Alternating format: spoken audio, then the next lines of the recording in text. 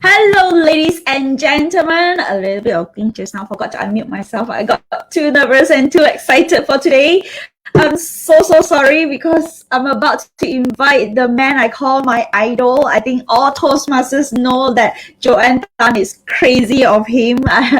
If you don't know how crazy I am, yeah, you can see my face. I'm literally blushing and I can't say anything. When I was seeing him on the screen itself just now, when I put him onto the screen with me, I'm also flabbergasted and all these words just go mumbling. So that is how bad I will be today. So please get yourself ready. This is how bad Joanne Tan will be for today as I'm inviting my idol on the screen. So ladies and gentlemen, once again, thank you so much for joining us on Get Toasted on this beautiful Sunday. I hope you are having fun.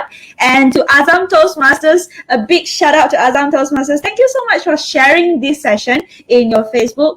And those of you in Azam Toastmasters, thank you so much for tuning in with us as I'm inviting one of the most anticipated man on the screen right now. Let me put him on the screen. Hello. Everyone.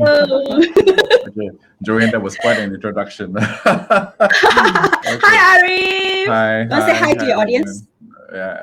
Hi everyone. Thank you for spending your Sunday afternoon with me. Okay, hopefully that we're gonna have a very fruitful session, and you guys you're free to ask me anything you want. All right? That's right. But first thing to do, every time when we start the Get Toasted session, I would usually start by asking some rapid fire questions so that I know my speaker well. So today, as usual, I will want to know more from you because you're my idol. So let's start with some rapid fire question, okay? So first question up, are you a coffee, tea, or a plain H2O person? Coffee. White coffee. Coffee person? White coffee person? Yes. Ipoh lah. Ipoh white coffee. No, latte. I'm a latte person. Latte flat white. I see. Okay, that's cool. So those of you who want to invite him out for coffee time, you know what to order, okay? And that's how you bribe him to learn from him. So I'll bribe you with latte. Next question. What is your must-have gadgets? My handphone, of course, naturally. My handphone. And can't live without handphone. Can't live without handphone, exactly. Okay, I can live without other things, but not my handphone. I think all of us are basically obsessed with it right now. I think it's part and parcel of our life. Yeah. Yeah, it's like must have every time when you wake up, right? Yeah, exactly. Next question. What's your favorite pastime? My favorite pastime now seems to be doing hydroponic gardening. I've got a greenhouse, a little cabon, I call it. I saw. I man all the salads and those kind of things. So I think that's something I pick up during the MCO. So it's been good. So you're getting better? Are you getting better at it? Oh yes, definitely. But most of the produce I would not sell it. I'll just give it to people around me, my neighbors, my relatives. So it is something like doing good kind of thing. I want to be your neighbor. I got free bayam and free spinach to eat. Move to Kuching. Yeah. I love Kuching. Next one. Okay, next question. Everyone is powerful because? Everyone is powerful because everyone has got their own message. Everyone has got a story. Everyone has got a voice in them that they can share with people around them, and that will make a difference in the world. There you go. We haven't even started. It's like just 4 minutes in, and you're already starting to inspire others. Next question. What's your favorite Malaysian dessert? My favorite Malaysian dessert. That's a good one. Currently, I love. I don't know whether you know kuih jala or not. Kuih jala. Kuih jala? Yeah. Gulai? No, it's like sort of like a pancake, but it's not kind of like pancake. I don't know, but you can Google it, kuih jala, and it goes well with the curry. And I think MS do serve that as well. I think part of the launch, if you attend the launch, I think that's kuih jala. So it comes in orange in color, and some orange color. Yeah. So I kind of like that because it goes well with curry instead of going for the chana and things like that, which is a bit oily. Yeah. Safe, healthy first. Okay. Yeah. Next question. Once COVID pandemic ended, I would do my I would do my holidays. I have a ritual where every year I would have a place that I would go, a city that I would go. So I've not been going there. So that's the first thing I'm gonna do. What's your next destination? Oh no, it's like a ritual for me. I mean, every winter I'll spend my time in London. I don't know why, but London seems to be a part of me. So I've been missing that. So hopefully, once COVID is over, then I continue my annual trip. Yeah. I wish so. I think everyone literally just wish for the COVID pandemic to go over. Yeah. Last question though, what is your most frequently used words? Amazing. Amazing. That's my catchphrase. Everybody knows me as amazing. So the way you say it, there must be like you have to close your eyes. When may, then your eyes and your mouth would have to open simultaneously. Then zing is with a smile. It's gonna be like amazing. So that's my catchphrase. Amazing. That's right. Wow. You're doing it pretty well on the spot. Yeah, so ladies and gentlemen, let's practice that. That's the word of the day. Amazing. And I hope that will keep you inspired throughout the whole session today. So Arif, it's just going to be a very short session that I want to spend with you, and we want to promote the goodness about Toastmasters. But before we begin, ladies and gentlemen, let me introduce who this person sitting next to me right now on the screen. I cannot. I have to take care of my saliva. Coming in and out. So, ladies and gentlemen, those of you who don't know Arif Azahari, he is a distinguished Toastmasters, and he started off back in 2003 itself. And wow, that was 10 years before I got my DTM. Oh my God, that was so long ago. And he's also a past region advisor for Toastmaster International Region 14. And he's also the first district governor for District 87. That's actually Brunei, Indonesia, and East Malaysia back in 2010. He's also a district champion for District 51, which is Malaysia, Indonesia, and Brunei back in 2006, as well as a semi-finalist in the World Championship of Public Speaking in US back in 2006. And we're talking about someone who is so used to be on the stage, so loved by many people sitting below the stage, watching him on the stage. So right now, it's an honor to have a professional speaker and trainer, and also the founder and principal consultant of Positive Impression, a Sarawak-based HR training and consultancy company. So thank you so much, Ari, for joining us today. It is really an honor. And today we want to talk to you about motivation. A lot of people lack that these days, and many people just go down the drain because there's so many negativity around us. So maybe just to start, maybe you would like to tell the audience, like, how do you keep yourself motivated so that you can spread all those goodness to your audience every time you're on stage? Wow. Okay. Thank you, Joanne. There's a few things that you mentioned earlier on how to keep yourself motivated. I think in the current context, where, for example, right now under the pandemic, whenever for example, you scroll your social media, for example, like Facebook, I think everything is negative in there. I would say 80% are negative. People dying, people committing suicide, people being infected, all those kind of things, and with other factors as well. So I think this is the time where to stay motivated. I would say that this is the best time for us to practice what we call the power of choice. The power of choice to me is a gift that's been given to us, by our Creator for us to exercise. So you don't have to go through everything which is on your social media, but you can rather selectively focus on whatever is positive. That's how I look at it. Okay, in regards to public speaking, I think motivation is anybody can be a motivator for that fact, because to me, if you're good in your field, you have a potential to even make it as your income, as your profession. Motivation, there's a lot of school of thoughts about motivation, how you define it and things like that. But what I want to share with everyone is that I think motivation comes with a keyword. The keyword here is motive. In Latin we will call move. Move simply means to move. So whenever you want to, move means to move. So when it comes to motivation, it's all about taking actions. Okay. Like for example, like I don't believe there are lazy people in this world. I don't believe that. It's just that they don't have the right conviction in terms of the reasons for them to take action. It's not big enough. It's not powerful. The why. yeah, the why exactly. So that is the reason why if you know, you can find reasons on why you should be doing things, that will be a very strong motivating force. I used to share with my audience that the most powerful motivation in this world is love. Okay, nothing beats love. So for example, like if you want to be successful in your job, then you have to love your job. There's no two way Yeah, about it. Like, if you want to be a speech champion, you got to love, giving speeches, doing speeches. The first ingredient is love, So, but some people mistakenly thought that, oh, love is such a, mushy, lovey-dovey kind of love. No, there's many kinds of love. There's many kinds of love. So that's right. you have to know about that. So if you talk about motivation, if how people must how to keep them motivated, to me, the most powerful force is love. You must love whatever you do, and once you love something, means to say that that thing has meanings to you. And when it has meanings to you, you will take care of it. You will do your best towards it.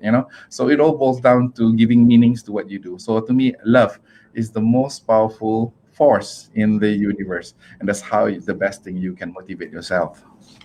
Thank you so much. I think that is absolutely true. If you don't love going onto the stage, you will always just sit there and watch, rather than, just be there and force you to Yeah. be better yourself. Mhm. That's really true. In fact, that's something that I really need to think about today.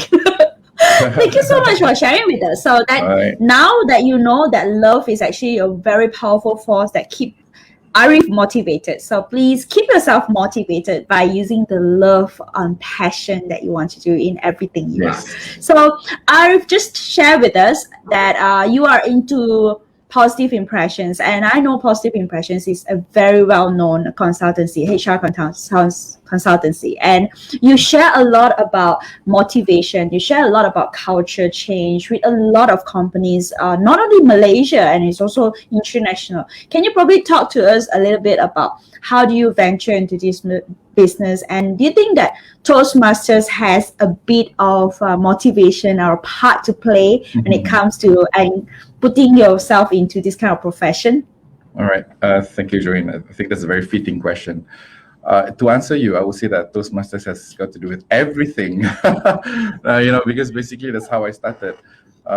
It was one fateful day that I was working in a bank. I was just a normal bank officer, and my manager could not make it to a meeting at Bank Negara, where they had an institution of bankers kind of meeting. So I represented him, and so happened that afternoon they did a presentation on Toastmasters. It was Dunstan Chan, if you know, past district governor. Dunstan! Yeah, and another David To. David To is also at that time who was the president of Kuching Toastmasters Club. So happened that was my first introduction of Toastmasters, and on spot, then I told myself that yes, this is the organization for me. So I took part, and initially the first prototype meeting, I wasn't even an exco. You believe that?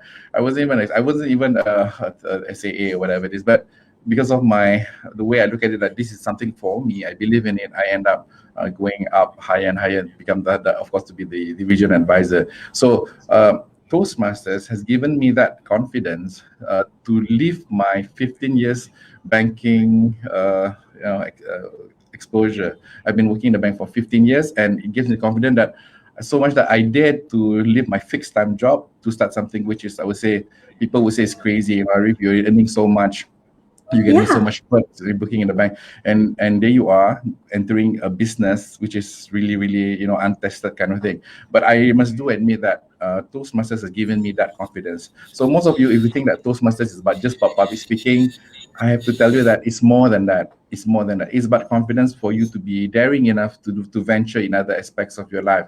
So don't just think that Toastmasters is equals to public speaking. And one thing I must say also, that when I came out, it was I would say the lowest part of my life in terms of my career, my emotion, because it was really challenging.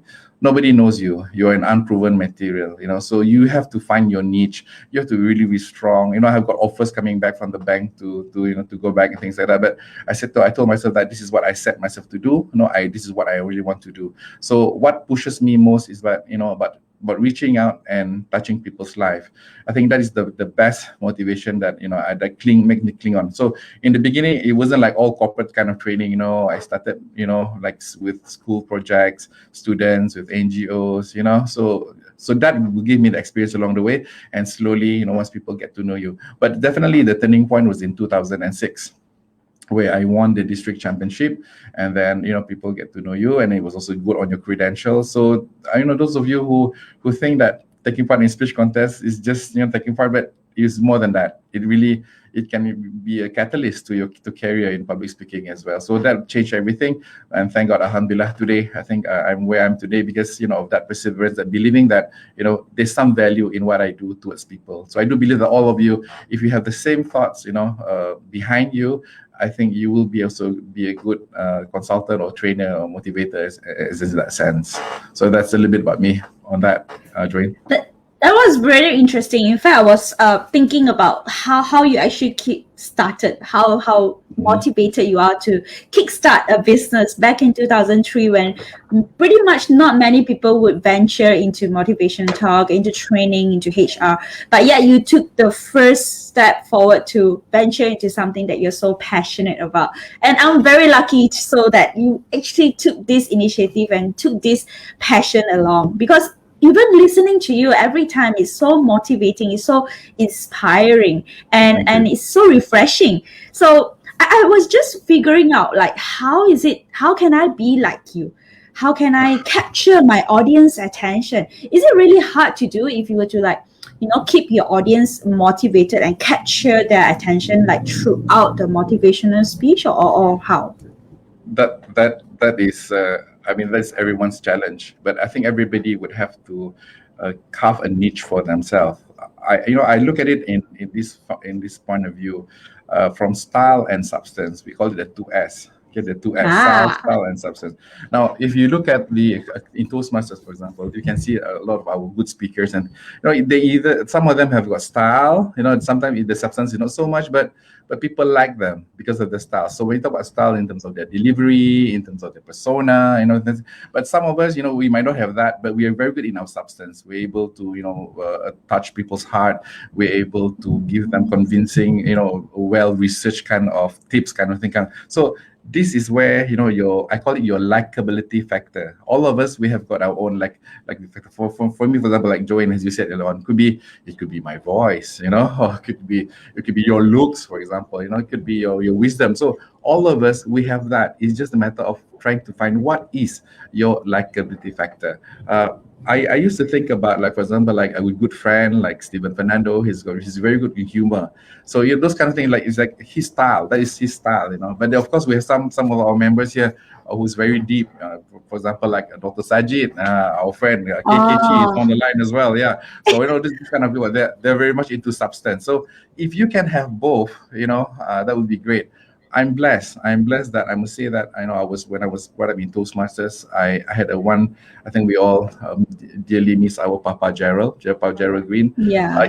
If you ask me, he's one guru in Toastmasters that really guided me. He was the one. So I know people might not know this, but when I came out from the bank, when I started my own company in 2004, 2005, I used to engage Papa Gerald for my client. So I used to sit in during his session, so much so that sometimes I memorize, whatever he says and things like that. So I was lucky to have him, So I learned a lot from him as well. So I think all of us, we can be mentor to one another in Toastmasters. So to motivate, you have to find what is your unique factor. Of course, I can go on and on, but maybe later on we will touch on that, on what are my favorite techniques of getting people engaged, getting people motivated. I really love it. I mean, it's additional training to us if we manage to sit in when we have a seniors or someone who's so great, like Papa Jaro, when he's doing training. I would really love to just be there. Helping him on his slides is already good enough. Yeah, I was honored, actually, and he couldn't believe that I was willing to learn from him as well. But it's a win-win process. It was a pleasure having him in Kuching, and I'm sure we all miss him a lot as well. Yeah.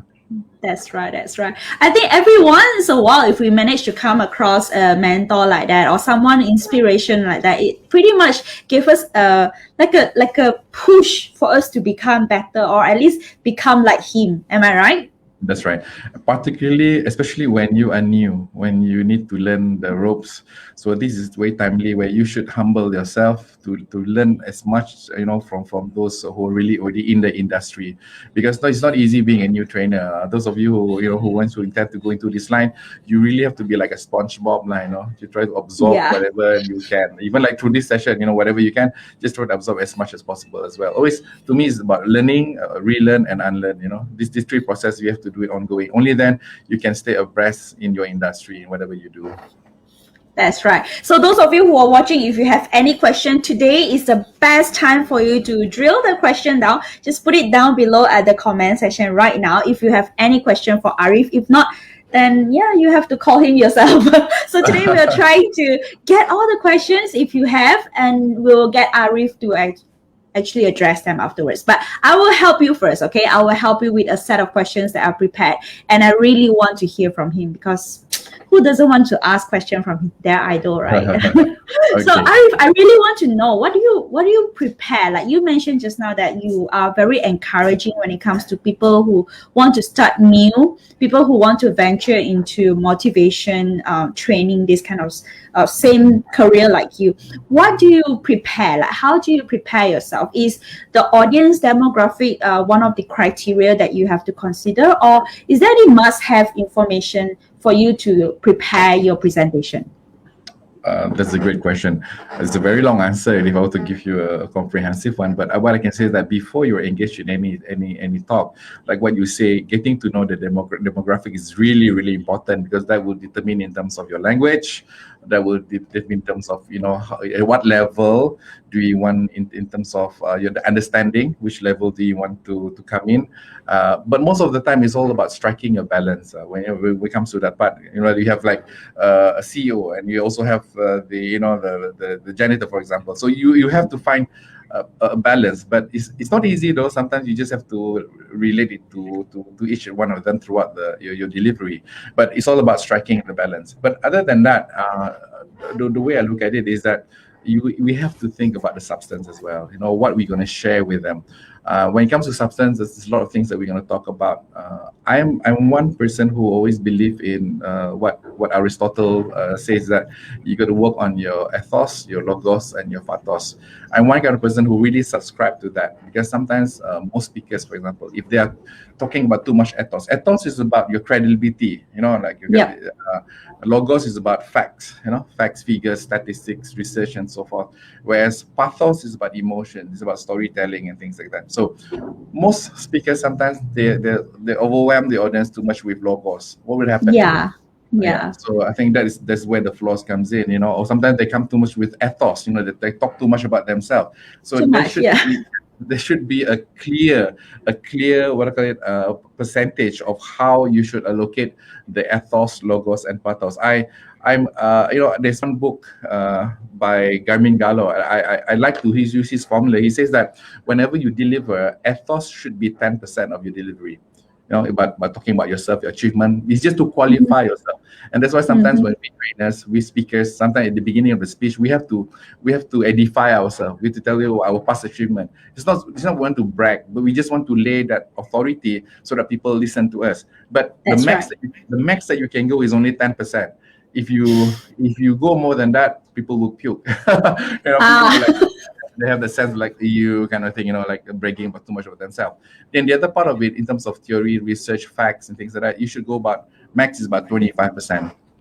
25%. The one that really clicks you with the audience, that keep the attention, is pathos. The way the emotion part comes in, which is being translated into storytelling. Translated into your facial gesture, your expression, imagination, and how you hook with them emotionally.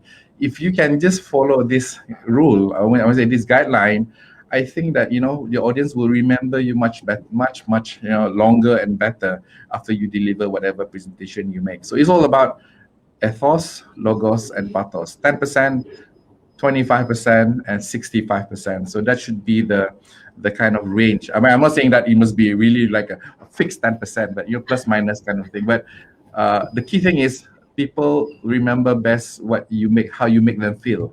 Not so much about. So if you go by that rule, you will be a memorable speaker. So those of you who are listening out there, the next time when you do your speech, always think about this. Yeah, sometimes we want to impress them with all the facts. But human, we can only take so much logic. We can think so much, but we are a human being. We are more like a feeling kind of creature. With emotions. So it's good for us to focus on the emotions to be about, I think, more than half of it. They should be focused into that. So that's why, that's how I to answer your questions. That's what keeps people attracted, wanting to listen to you. Right? That's right. I think that the pathos, the emotion part is what you keep them seated. But right Exactly. now, we want to drill more from you. Like, what Okay. exactly wow your audience? What exactly wow them? Like, keep them wow, like all the while. I It's think like a secret ingredient. I think, as I said earlier on, we call it your X factor. Everybody has got their own X factor, and it doesn't come just like that. For example, like in my case, I'm not bragging, but this is what I didn't know that I was a good speaker. I joined Toastmasters, and they invited me to be an MC. So I became an MC. So I used the mic, and people came to me and say, "Hey, Arif, you got a very nice voice." I said, "No lah." We Asian, right? If somebody says good things, but you say, "No lah." But if like after 10 times, 10 occasions, God. and people keep on telling you the same thing, Arif, you got a very nice voice. So who are you to say that it's not true? 10 people telling you that you got nice voice. So after that, you have to admit like, oh, okay, I really have And the then you nice just voice. blush. I say Yeah. thank you. So yeah. So you look at it differently. Oh, okay, I've got nice voice. How am I going to use this voice? I'm going to use this as my X factor. So that's why if you've been to my training, I'm a kind of person who likes to play with emotions. Whenever I start, I like to play. I just play on this like a very string, slow, mellow music, and I dim the lights. I come on stage reciting certain poems. This is something different that you have to engage them. So to me, it's like you have to discover what is your X factor. So I do believe that, like for myself, my X factor could be my voice. Maybe it could be I like to joke as well, and I like to make people cry. So I have a balance of both. So I like to make people laugh because that's to keep them alert, but I also like to make people cry because that is the inspiration part of it. So sometimes to change somebody, it's not so much in telling them what to do, but it's more towards them validating their own emotions. People change not because of what they know. People change is how they feel about certain things. So you have to go beyond logic for you to really inspire them to find a cause for them to change, which is going to be not a lifetime kind of thing, not just a flash in the pan kind of situation. Yeah, so we talk about finding the X factor, and we're also talking about crafting your own branding, your own modules to actually start on this kind of training adventures or the points that you can motivate your audience on. And earlier on, we were talking about how do you actually craft your own modules in this sense. So what would be your best advice? Like, how do I search my own modules? What is best fit? Or am I the only one who know about me? Or do I need to do a lot of research on the markets before I start? That's very interesting. This is more towards those who are intending to go into this line. But those of you who's watching this, well, established trainer, I think you would know what I'm going to say.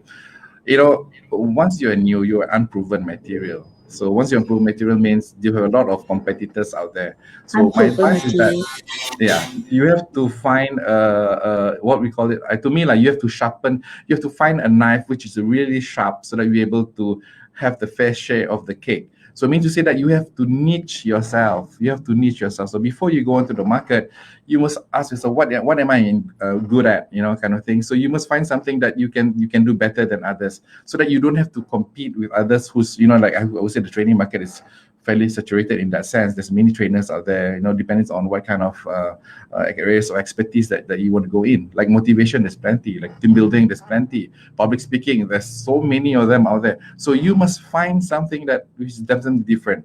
But of course, to start off with, you cannot come up with something of that level. You have to still, like what we call like swimming. You only learn to swim once you have to swallow all the sea water, the salt water, the chlorine and things that only you know how to swim. So likewise, in terms, you have to try it out first. So my advice is that you really have to carve a niche for yourself. You have to ask yourself for that question: what are you interested in? I saw some of my friends who are from like bankers. They're good in doing planning, they're good at doing financial kind of things. So that could be their niche when they go out in terms of training. So it's not just good enough just to have one, but you have to have a few. Just to share with you my experience, my company, Positive Impressions, it started as it's supposed to be a image consultancy company, because that was my first certification, professional color and style image consultant from Australian image company. But I went for the certification. I was all prepared for it, Then I came back, and what happened was I found that there's not really much market for that. I can't survive in terms of business. So Really? I ventured into EQ. I get myself certified into emotional intelligence. Then from there, I found out, EQ, you can fit it into family, you can fit it into business, you can fit it into organization, you can fit it into communication, you can fit it into the application is wide. So this is the kind of thing that I'm saying. You have to find a tool, a sharp knife, so that you'll be able to compete with the market. Or else, just to go out there with some generic module kind of thing is very difficult. And the other one is you must have some credibility in terms of yourself as well, and more so in terms of industrial experience. It's not easy to go out there and to fight with some consultant who's been there for like 20, 30 years, and you don't even, you've not even worked for any organization for that matter. So industrial experience is also very important. So what I'm trying to say is I'm giving some hope, right, that some of those who are listening right now, could be you can venture into training, if you have something that you believe, that you have passion for it. That is more towards motivational, because motivational could be many things. For example, like if you're good in entrepreneurship, you can go into that line. You're good in terms of spiritual, you can go into that line. You can be like a seminar leader. You can, there's so many kind of motivational speakers out there. But as you said earlier on, Joanne, we have to have a niche for ourselves. I think that is the first and foremost thing that you must think of yourself if you want to go into this line. Yeah. When we're talking about niche, we're also talking about characteristic, like personality. So if you were like, you're already there, so what do you think, like one very important, maybe you can share with our audience, one very important personality or criteria that one person must have if he or she were to venture into this kind of motivational speaker trend, this kind of passion and this kind of profession, which is very niche, but there must be one thing special about you that makes you stand out. What is that? This is one word for it. It's audience-centric. You have to be audience-centric. It's not about you, when you talk to, you have to think about them. So that's why it's all about them. You have to put yourself in their shoes, because they say that the most heard FM is what WIF and what's in it for me kind of thing. So if you want to be a good trainer, you have to put them as the focus of whatever you're trying to say, whatever you're to convey. So that's why sometimes when people come on stage and they talk about how good they are, their success stories and things like that, that is not being audience centric, because the audience might not relate. Will not be able to relate what you're trying to say.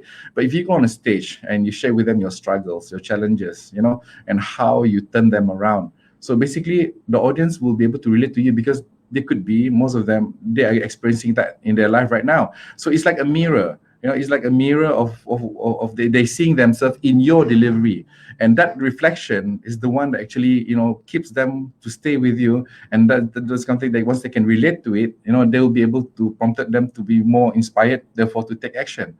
So I think if there's one word for it, it's definitely got to be with audience centric. A good trainer, a good speaker will always speak in the point of the audience. You can call it empathy, whatever words you use, but always think from their perspective, so that they will not feel left out. Or people might say, if not, the people might say you short sendiri like kind of speaker kind of thing, right?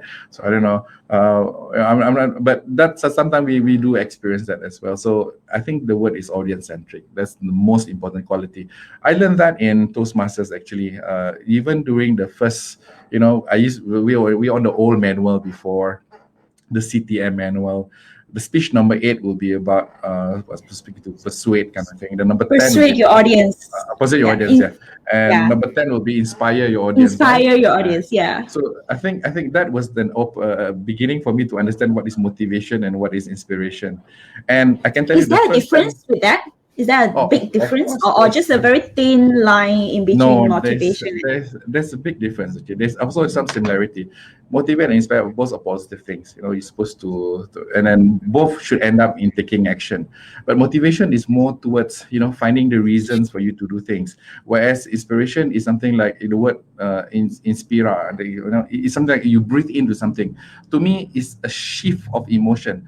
It can become from book or listening to somebody, from the movie. But as long as you watch it, it's a mental process that when after you observe it, there's a shift in emotions. Once there's a shift in emotions, it will change the way you think, and therefore it will change the way you make decisions. So they say that inspiration is a lifetime, whereas motivation is a short term. I think I learned that from Papa Gerald. He used to say that motivation is like taking a shower.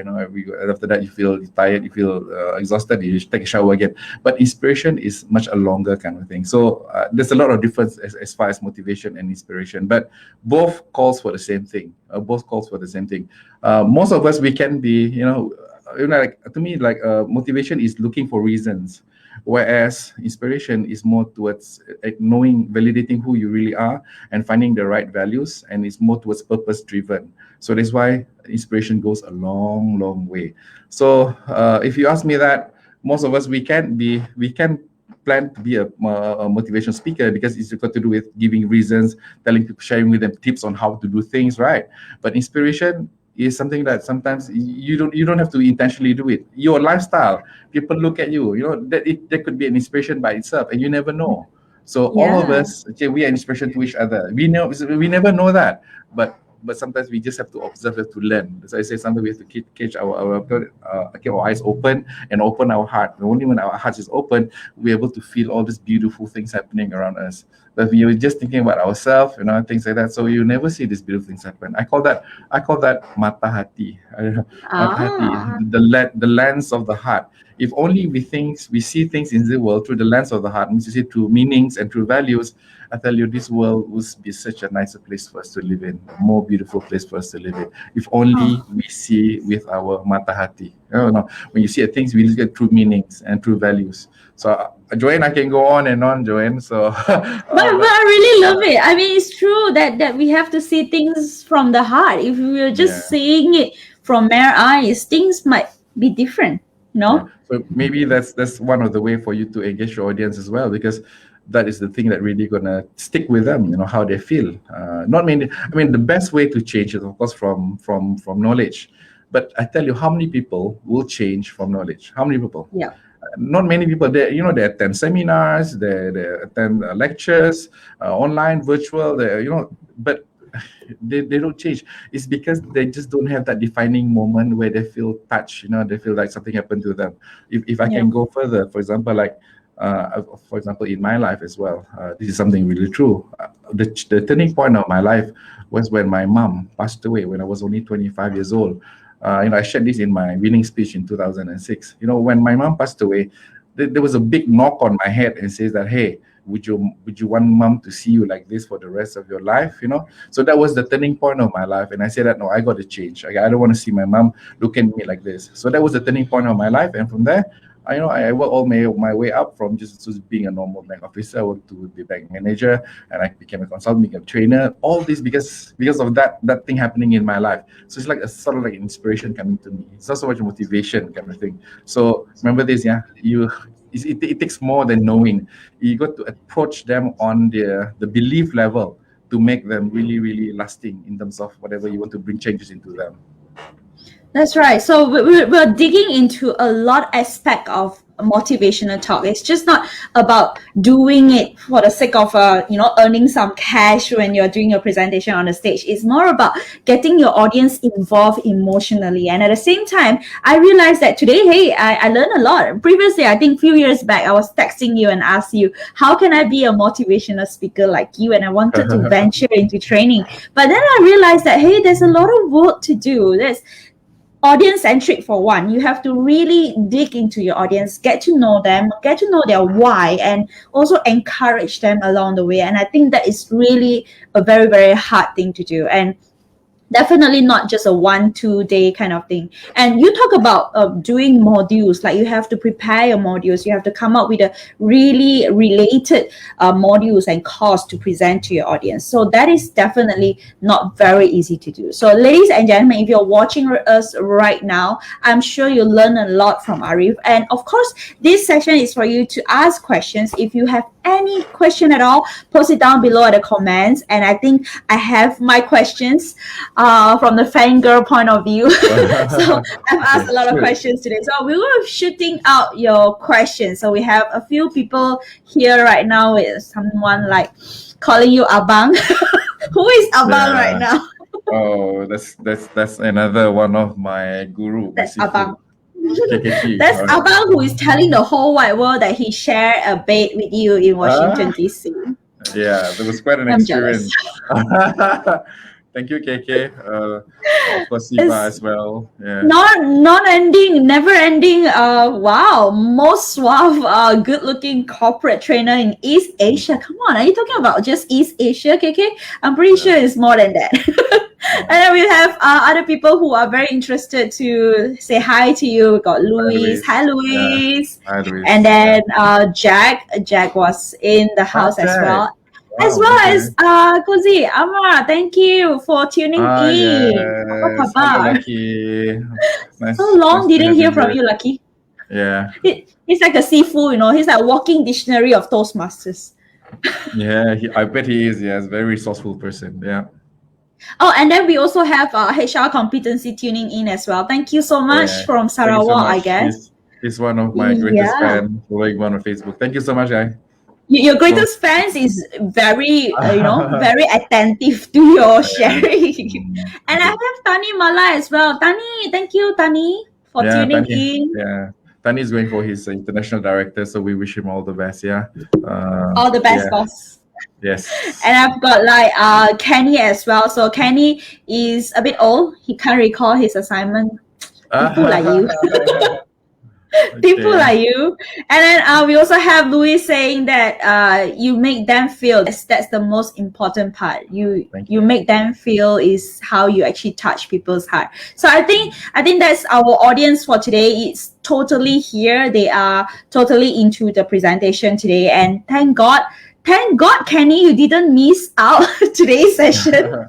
So, Arif, just want to wrap up. Before we wrap up, would you have anything else you want to share to your audience, like just to inspire them a bit? And coming back to the topic of the day, how to wow your audience and how to keep them motivated throughout your session. I'm just going to put you on a full screen so you can tell more to your audience. Okay. Thank you, Joanne. I started by saying earlier on, I think it was an impromptu question from you about, what is one is the what's most powerful? And I was mentioning that the most powerful is your voice. Okay. So what is what I want to impress upon all of us, we have a story to tell. We have, something good for us to share with others. So by joining Toastmasters, I think this is a platform really for us to sharpen our tools, and once you achieve that level of confidence, we'll be able to expand it out from Toastmasters, and that's where we can share it with the whole world.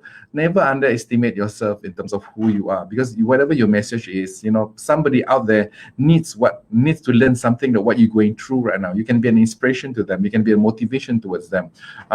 Sometimes, as opposed to like you have something but you keep it and you don't want to share it with people, you will never know how you might impact the life of others. So you have a voice. We are Toastmasters. We are trained to do that. So don't just keep it within your bubble. Don't just keep it within your comfort zone. Okay, step out from it.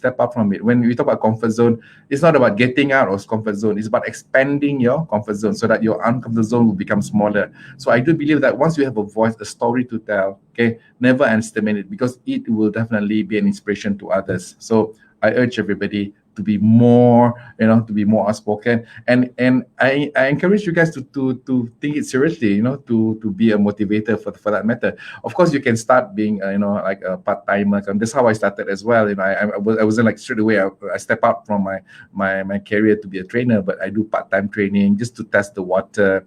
You need a bit of push on that part. But most of all, everybody has a message to share. So this is what I want to say. And Toastmasters give us that platform. So those of you non-Toastmasters out there, please join Toastmasters, because I tell you that this is the best organization to build your public speaking skills, and as well as, of course, ultimately will be your leadership skills.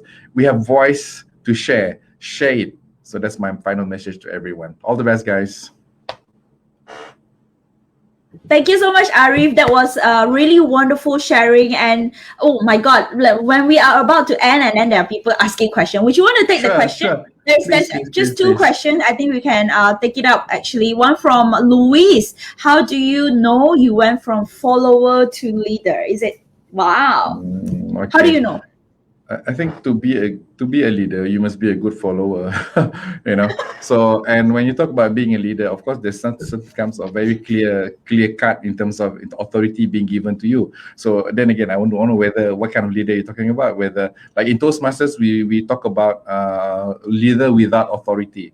In Toastmasters, Yes. we are leaders without authority. You know, you might be a district director, but you can't force your members to achieve their goals. So that is why Toastmasters is a good platform for us to train our leadership skills. Because if you can succeed with leadership without authority, just imagine if you have authority in your leadership. I tell you, that will be amazing, all right? It will be really, really amazing.